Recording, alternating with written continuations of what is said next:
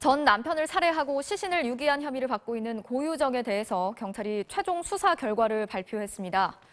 사전에 철저하게 계획한 단독 범행이었고 살해 동기는 재혼 생활과 관련이 있다고 밝혔는데요. 하지만 시신을 지나치게 잔혹한 방법으로 훼손한 이유 등에 대해서는 여전히 의문점이 남아 있습니다. 박성동 기자입니다. 경찰은 고유정이 자신의 재혼 생활에 방해가 될까 봐 전 남편을 살해한 것으로 결론 내렸습니다. 프로파일러 분석 결과 고유정이 완벽한 재혼 생활을 꿈꿨지만 6살 아들의 면접 교섭권 소송을 제기한 전 남편 때문에 매우 불안한 상태였다는 겁니다. 이 세상에서 없어져야 자기가 이제 지금 현재 남편과 이제 원만하고 행복한 결혼 생활을 이어나갈 수 있다 이렇게 생각을 했다고 이제. 실제로 고 씨는 지난달 9일 아들 면접 교섭권 재판법정에서 난동을 피웠고 바로 다음 날부터 졸피뎀이나 사체 유기 방법을 검색하는 등 범행 준비를 시작한 것으로 확인됐습니다.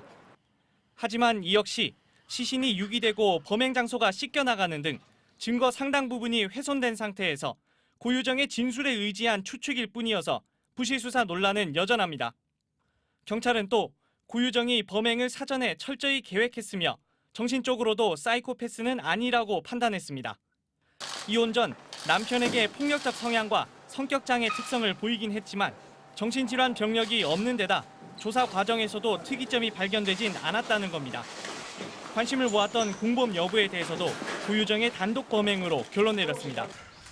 범행 과정에서 다른 사람과 연락한 기록이 없는 데다 수면제를 사용한 사실이 드러났고 시신을 혼자 바다에 버리는 장면도 확인됐기 때문입니다.